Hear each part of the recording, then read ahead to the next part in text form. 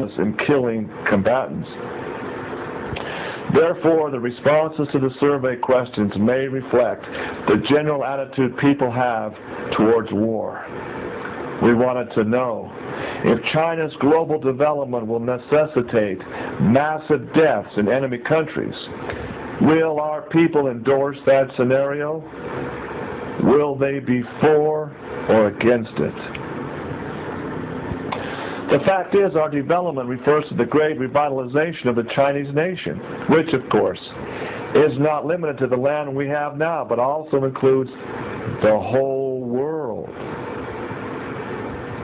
As everybody knows, according to the views propagated by the Western scholars, humanity as a whole originated from one single mother in Africa.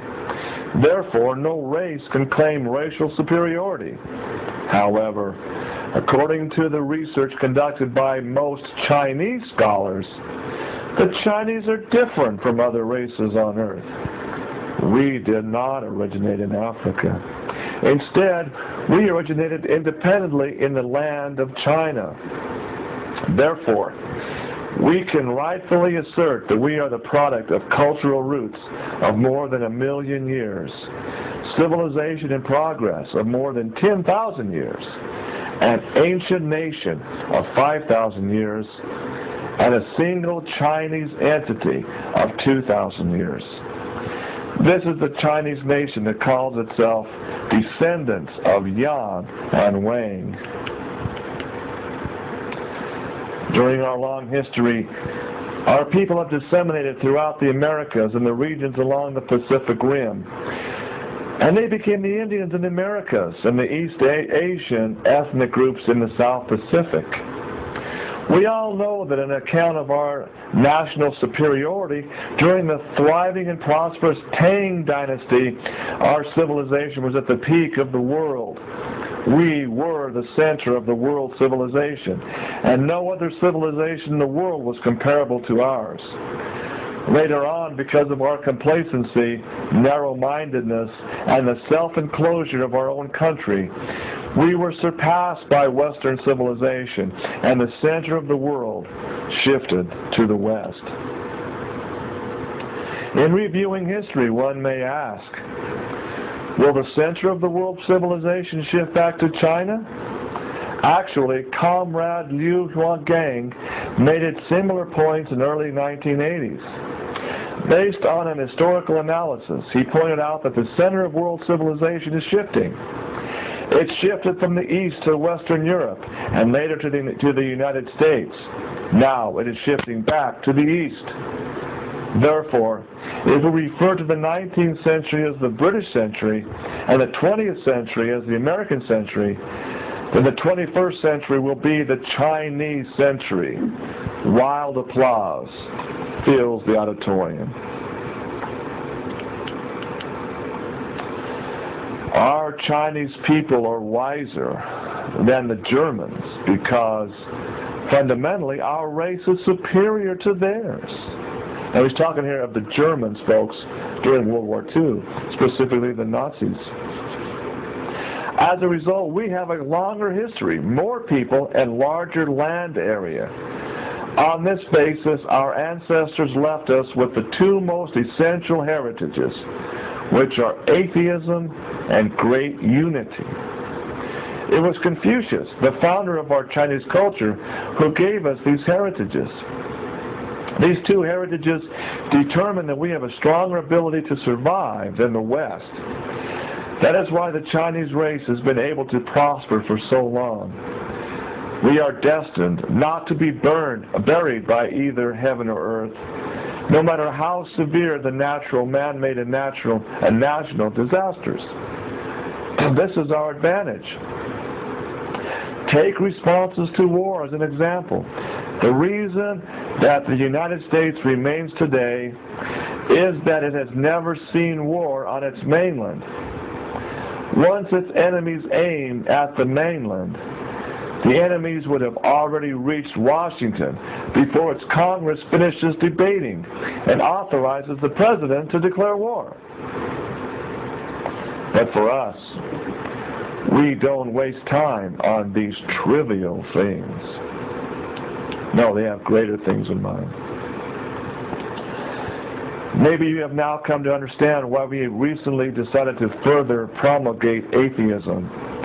If we let theology from the West into China and empty us from the inside, if we let all Chinese people listen to God and follow God, who will obediently listen to us and follow us? If the common people don't believe Comrade Hu Jintao is a qualified leader, begin to question his authority and want to monitor him, if the religious followers in our society question why we are leading God in churches, can our party continue to rule China? The first pressing issue facing us is living space. This is the biggest focus of the revitalization of the Chinese race. In my last speech, I said that the fight over basic living resources, including land and ocean, is the source of the vast majority of wars in history. This may change in the information age, but not fundamentally. Our per capita resources are much less than those of Germany's back then. See, he's justifying the need for preemptive war, just like Hitler justified his need for war against Poland and France. Living space, Lebensraum. In addition, economic development in the last 20 plus years had a negative impact, and climates are rapidly changing for the worse, and that's true. Our resources are in very short supply, another true statement. Our environment is severely polluted, especially that of our soil, water, and air. Not only our ability to sustain and develop our race, but even its survival is gravely threatened to a degree much greater than faced Germany back then. Anybody who has been to Western countries knows that their living space is much better than ours. They have forests alongside the highways, while we hardly have any trees by our streets. Their sky is often blue with white clouds, while our sky is covered with a layer of dark haze. Their tap water is clean enough for drinking, while even our groundwater is so polluted that it can't be drunk without filtering. They have few people in their streets, and 2 or 3 people can occupy a small residential building. In contrast, our streets are always crawling with people, and several people have to share one room. Many years ago, there was a book titled Yellow Catastrophes.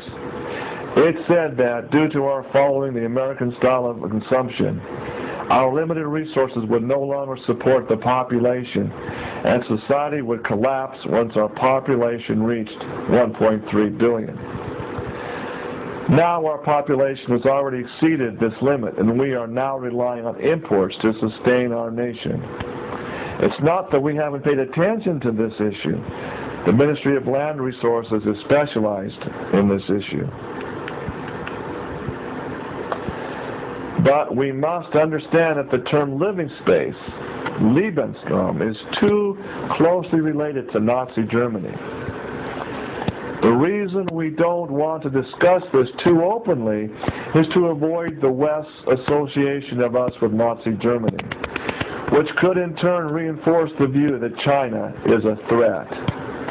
Therefore, in our emphasis on Haysin's new theory, human rights are just living rights. We only talk about living, but not space, so as to avoid using the term living space.